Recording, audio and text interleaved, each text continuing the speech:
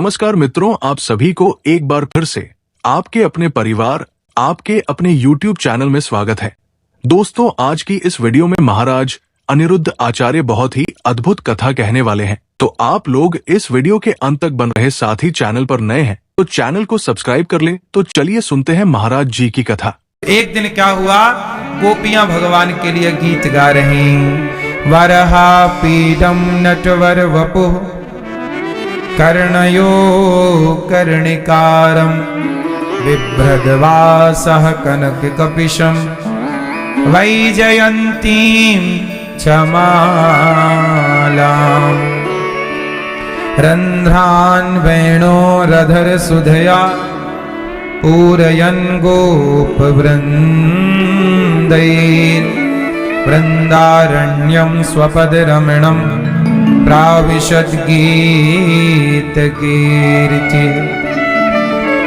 भगवान कितने सुंदर हैं। गोपियां कह रही हैं वरहा पीडम, भगवान के माथे पर मोर का पंख लगा हुआ है। दुल्हा लग रहे हैं भगवान। कानों में कर्णयो कर्णिकारम, कनेर का पुष्प शोभा पा रहा है। भगवान के अधरों पर बांसुरी रखी है। गोपियां बोली, अरे बांसुरी तू कितनी भाग्यशाली है, भगवान के होठों से लगकर के कितना सुख पा रही है। गोपियां यहां भगवान की सुंदरता का वर्णन कर रही। कितने सुंदर, अधरों पर बांसुरी, घुंघराले से बाल, भगवान की एक एक छवि का वर्णन गोपियां कर रही हैं। भगवान कितने सुंदर हैं, गोपियां कह रही हैं वाह प्रभु। एक दिन सारी गोपियां यमुना जी में गईं और सारी गोपियां नहा रही थी, स्नान कर रही थी। तभी गोपियों ने स्नान कैसे किया, सारे कपड़े उतार दिए और गोपियां हो गई निर्वस्त्र और जाके नहाने लग गई। भगवान कृष्ण ने देखा कि सारी गोपियां निर्वस्त्र होके नहा रही हैं। भगवान को लगा ये तो मर्यादा के खिलाफ काम हो रहा। तब भगवान ने एक लीला की। क्या लीला की? चीर हरण लीला। कौन सी लीला? गोपियों के वस्त्र चुरा लिए भगवान। क्या चुराए मेरी मां? गोपियों के कपड़े चुरा लिए। अब सारी गोपियां स्नान कर रही हैं, एक दूसरे के ऊपर जल फेंक रही हैं। एक समय था कि भारत के सभी लोग नदी तालाब में ही स्नान किया करते थे।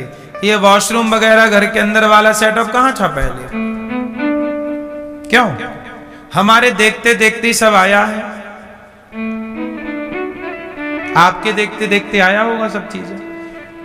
हमारे देखते देखते सारे लोग, गांव के सभी लोग तालाब में नहाते थे, नदी में नहाते थे। मेरे को याद है। देखते देखते तेजी से बदलाव हो गया और नदी तालाब में नहाना खत्म हो गया।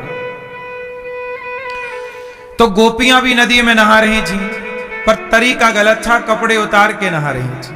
भगवान ने देख लिया। भगवान को लगा कि आज हमने देखा है, कल कोई और देखेगा।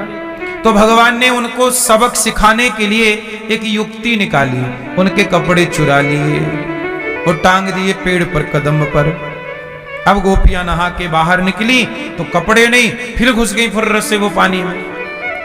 देखा कि हमारे कपड़े कहां चले गए, कौन ले गया, कहां चले, अब हम कैसे जाएंगे ऐसे घर। अब गोपियां तो बड़ी लज्जित सी हो गईं। तब ध्यान से देखा, री सखी देख हमारे कपड़े वो टंगे हैं वो पेड़ पर। एक सखी बोली, जरूर ये नटखट कन्हैया की हरकत है, उसी ने हमारे कपड़े चुराए हैं। कन्हैया हमारे कपड़े लौटा दे हमें। कन्हैया बोले नहीं लौटाएंगे। तो गोपियां बोली तेरी मैया से शिकायत करेंगी। तो कन्हैया बोले जाओ करे आओ, जाओ जल्दी जाओ। बोले अभी कैसे जाएं? तो बोले शिकायत करने की धमकी दे रही हो तो जाओ करे आओ। गोपियां बोली कन्हैया ये शरारत अच्छी नहीं है, हमारे कपड़े क्यों चुराए तुमने? भगवान बोले कि तुमने निर्वस्त्र होकर क्यों नहा रही हो ये बताओ। तुम ऐसे नहाना चाहिए, ऐसे नहाने से अपराध लगता है, कोई देखेगा तो क्या सोचेगा। इसलिए अब तुम्हें सबक तो सिखाना ही है। गोपियां बोली अच्छा सॉरी अब नहीं नहाएंगे ऐसे, अब तुम्हारे कपड़े दे दो। भगवान बोले एक शर्त पर, कपड़े लेना है तो बाहर आओ, बाहर आओ और कपड़े लेकर के जाओ। अच्छा, जिस समय भगवान ने ये कपड़े चुराए उस समय भगवान कृष्ण की उम्र कितनी थी? उस समय भगवान की उम्र थी 7 साल। कन्हैया कितने साल के थे? 7 वर्ष के। अब 7 वर्ष के कन्हैया हैं। अब आप लोग ये सोचें कि भगवान गोपियों को कह रहे हैं कि ऊपर आओ, निर्वस्त्र हैं वो गोपियां, तो 7 वर्ष का बालक, क्या उसके अंदर कोई काम भाव होता है? पवित्र होता है। इस दृष्टि से भगवान केवल लीला कर रहे हैं, लीला सबक दे रहे हैं, ऊपर आओ। अब सारी गोपियां बोली कि हम नहीं आएंगी, तो मत आओ। एक सखी जानते हो क्या बोली? एक सखी बोली अरे सखी, ये जो कन्हैया है ना हमारा, ये भगवान है, और इससे क्या छिपा है? कपड़ा हम पहने या ना पहने, ये तो कपड़े के अंदर का भी जानता है और मन के भीतर का भी जानता है। इससे छिपा क्या है? इसलिए चलो, सारी गोपियां अपने अपने गुप्तांगों पर हाथ रख करके वापस बाहर आ गई। भगवान बोले ऐसे नहीं, पहले सूर्य भगवान को प्रणाम करो और अपनी गलती मानो, क्योंकि तुमने निर्वस्त्र होके स्नान किया है। निर्वस्त्र होके यदि आपने नदी तालाब में स्नान किया है तो वरुण देवता का पाप लगता है। ये जल है। जल क्या है? नदी तालाब में क्या है? जल। और जल क्या है? जल देवता है, वरुण देवता। तो देवताओं का तुमने अपराध किया है, इसलिए नहाओ तो मर्यादित नहाओ। हमारे यहां स्नान भी करो तो हर चीज में मर्यादा है। इसलिए हमारे यहां दिन भर हम लोग पृथ्वी पर चलते हैं, पांव रखते हैं, लेकिन सवेरे जागते हैं तो पृथ्वी माता को प्रणाम करते हैं। भाई पांव रखना हमारी मजबूरी है, लेकिन है तो माता। भाई नदी में नहाना हमारी मजबूरी है, पर है तो नदी माता ही हमारी। गंगा मैया है, यमुना मैया है हमारी। अब बताओ, मां की गोद में छोटा सा बच्चा तो नंग धड़ंग रहता है, पर अब कोई 25 साल का बच्चा नंग धड़ंग होके जाए अपनी मां के पास तो मर्यादित नहीं लगेगा। वही बच्चा छोटा होता है तो नंगा अच्छा लगता है, पर वही बड़ा हो जाए तो नंगा अच्छा, ये मर्यादा के विपरीत हो गया। वही मां है, वही बेटा है, कभी नंगा अच्छा लगता है तो कभी नंगा अच्छा नहीं लगता। कब लगेगा अच्छा, कब नहीं लगेगा, ये मर्यादा है। उसी तरह आप नदी में जाएं, तालाब में जाएं, पर मर्यादा में जाएं। आपने अपराध किया है गोपियों, इसलिए ये अपराध से मुक्ति कैसे मिलेगी? जब आप सूर्य भगवान से प्रार्थना करेंगे, यमुना जी से प्रार्थना करेंगे कि हमारे से अपराध हुआ, अब हम ये अपराध नहीं करेंगे। बाद में भगवान ने वस्त्र लौटाए, ये लो, और गोपियां कपड़े पहन के घर चली गई। अब भगवान ने कपड़े चुराए क्यों? तो मैं आपको स्पष्ट कह दूं कि भगवान ने ये वस्त्र हरण की लीला सिर्फ इसलिए की कि कहीं वस्त्र उतार के नहाने की, निर्वस्त्र होके नहाने की हमारे राष्ट्र में परंपरा ना बन जाए। इसलिए गलत परंपराओं को रोकने के लिए भगवान ने सही परंपराओं की स्थापना की कि ये गलत परंपरा यहीं रुक जाए। वरना आज गोपियां नहाई थी, कल और लोग नहाते, फिर और लोग नहाते, फिर निर्वस्त्र होके नहाने की गलत परंपरा बन जाती कि भाई वो नहाए तो हम क्यों ना नहाए। वैसे भी आजकल ऐसी जमाना चल रहा है कि कपड़े पहनने का कह बस दो आप किसी को, तो बस महाभारत चालू हो जाता है। हाँ या ना? आजकल कपड़े उतार उतार के घूमने का फैशन है, और आपने पहले कपड़े उतारे थे दुशासन ने तो महाभारत हो गया था। आज कपड़े पहनने का मैं बोल देता हूं तो कुछ लोग महाभारत करने लग जाते हैं। तो जमाना बदल रहा है। आज के युग में आप नहीं बोल सकते कि कपड़े पहन लो।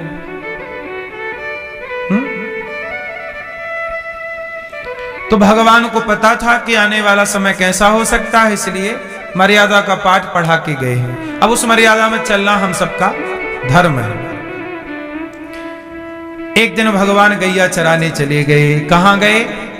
वृंदावन के पास, यमुना जी के पास भद्रोण बिहारी है यहाँ पर। 84 कोस की यात्रा में सब दर्शन होता है। तो भैया भगवान चले गए यमुना जी के तट पे गैया चराने। अब हुआ क्या कि भगवान को लग आई भूख।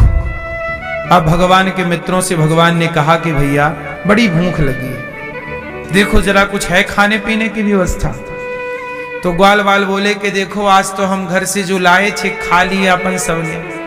अच्छा, बच्चों को जल्दी जल्दी भूख लगती है, भगवान छोटे हैं, बाल रूप है, भूख लगाई। अब भगवान बोले कुछ है? बोले खा गए अपन लोग तो थोड़ी घंटे भर पहले ही खाए हैं। अब भूख लगी, अब क्या करें? तो बोले यहां से धुआं निकल रहा है आगे। अच्छा, धुआं ना बहुत दूर से दिखता है धुआं। तो एक जगह जंगल में यज्ञ हो रहा था। तो ग्वाल वाल बोले कि देखो वहां धुआं निकल रहा है, जरूर वहां किसी का घर होगा, और किसी का घर होगा तो हम कुछ मांग लेंगे, मिल ही जाएगा। तो वहां धुएं की ओर चले तो वहां देखा तो पंडित जी लोग यज्ञ कर रहे थे, स्वाहा स्वाहा स्वाहा। अब सारे ग्वाला हो गए खुश, पंडित जी यज्ञ कर। और पंडित जी भी आखिरी में आहुति काहे की डाल रहे हैं? खीर की, स्वाहा खीर स्वाहा। ग्वाल वाला बोले बाबा पंडित जी खीर दे दो इस तरफ। अब पंडित जी सारे ग्वाला कह रहे हैं भूख लगी है, भोजन दे दो। पंडित जी बोले नहीं, स्वाहा लगा रहे हैं, हम हवन कर रहे हैं, चलो। अब यज्ञ के अंदर यज्ञशाला में बोलते नहीं है ना, तो बोल नहीं रहे थे, तो ऐसे